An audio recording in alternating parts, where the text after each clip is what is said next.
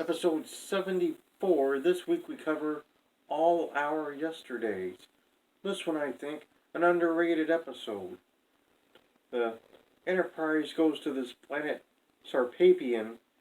Their sun's gonna go nova and explode. The planet's on the last legs. They have just a few hours to investigate the planet. Kirk, Spock, and McCoy beam to the planet. That's where we pick up the episode. They get there, and they're in this library, and they're like, this is weird. We wonder why we picked up life forms. And then a guy just appears. They're like, who are you? He's like, I'm Atos. I am the librarian. You must have gotten here really late. You're running out of time. They don't know what he's talking about. He's talking in circles. They round the corner, and there's the same guy there again. They're like, that's weird. It happens again, and they realize he's a duplicate. He basically made androids of himself. The real Atos is there. He's like, you gotta pick your spot and go there. You're running out of time. They still don't know what he's talking about. And he's telling them to go find a time period that interests them. So they start looking through the records. Turns out he's got a device called a chronoton. They don't know what that is, but it's a time portal. And if you go through the time portal, you go back in history, however long, to this planet's past. And they built this thing so all the people can escape. Everyone's gone through this thing to escape into the planet's history, because I guess they didn't fear the timeline being changed at all. No fear of that, apparently. Millions of people apparently went to this planet's past without fear of changing vital parts of the timeline. While they're checking out some of the historical tapes, much to the chagrin of poor Scotty, who wants them to beam up and get out of there so they have plenty of time before the sun blows up and the planet explodes. They're just hanging out.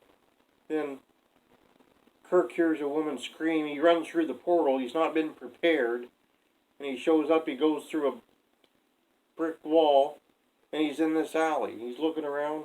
Some woman screaming because she's being rousted. It looks like they're in the equivalent of Earth's late 1700s in Boston or something.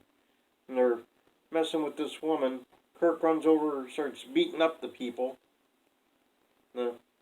He's going to take the woman back with him to the library where it's safe. She doesn't know what he's talking about because he doesn't realize what's happened just yet. He gets to this brick wall. You're like, that's weird. I thought I could get through this brick wall, but he cannot. Spock and McCoy realize what happened, so they go to pull Kirk back in. They step through the portal together. They're in the Ice Age. All of a sudden, Kirk, Spock, and McCoy can communicate. They can shout and hear each other. They can't see each other. They don't understand what's happening. Then people come and they arrest Kirk because they think he's a witch. They're like, he's a witch. They don't mind that he's got a Starfleet uniform on. Looks totally out of place. They're just like, he's talking to spirits that aren't there. Because they could hear McCoy and Spock.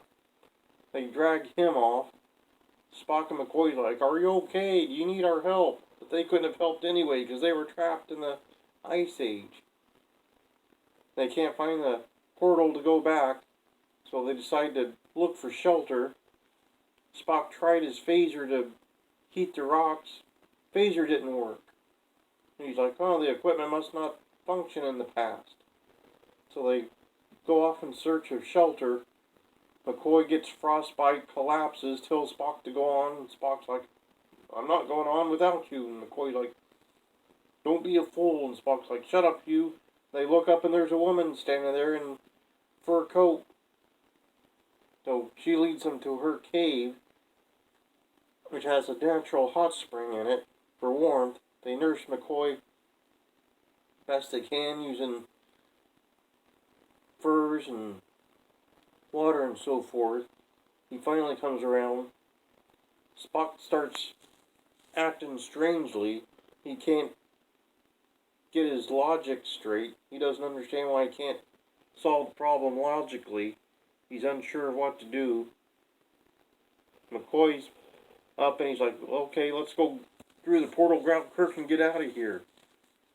And Zarabeth, the woman that found them, says they can't go back because they'll die, because when they prepare you through the portal, you get altered, and if you go back into the timeline you came from, then you die instantly. So Spock's like, I guess we're trapped, we'll just stay here. And McCoy's like, we gotta go back. And Spock's like, nope, stay in here.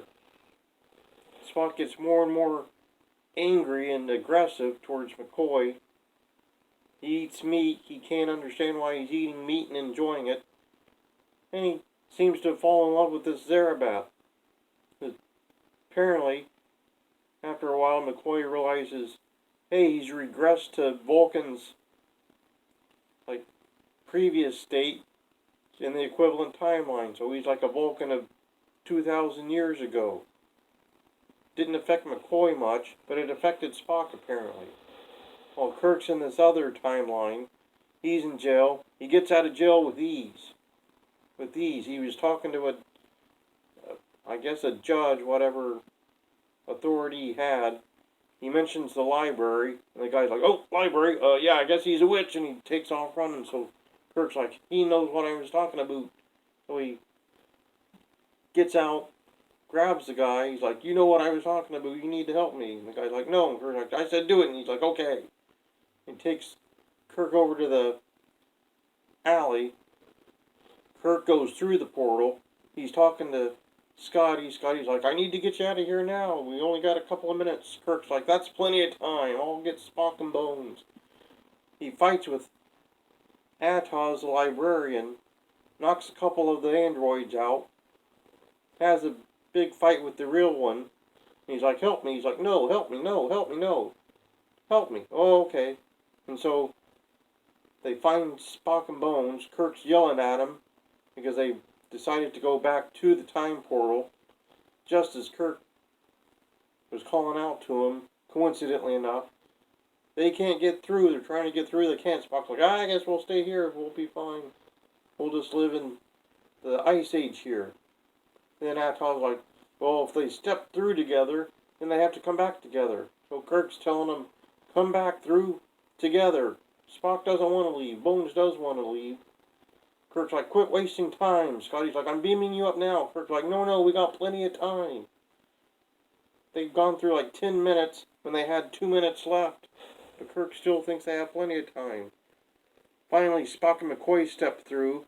Atos dives into some time period. He had planned to go reunite with his family. I don't know if he did that or if he just went to some random time. He just dove before the planet exploded. Kirk, Spock, and McCoy take their sweet time even at that point beaming back. They're like, we'll just stand around here, look at some historical footage, and then we'll beam back and we'll be fine. Much to Scotty's chagrin. That was pretty much it. Interesting notes on this one. Zarabeth was played by Marriott Hartley was the actress's name. She was on Law and Order Special Victims Unit, apparently. She's done tons and tons and tons of acting work. The Chronoton was named because it was Latin, meaning ancestral time. So it was basically an ancestral time machine. They used Latin even though they wouldn't have had Latin on that planet. It was the penultimate episode of the original series, but chronologically, if you go by the star dates, it was the final one, even though not the last to air. It was also the only episode where there was never any interior scenes of the Enterprise. It took place completely off the ship. It was also the only episode where it was just Kirk, Spock, and McCoy with none of the other Enterprise characters on screen. Mr. Scott could be heard through the communicator several times, but we never saw any other Enterprise crew member, just the main three and never once aboard the Enterprise. Only time either of those things ever happened. Well, that's pretty much episode 75.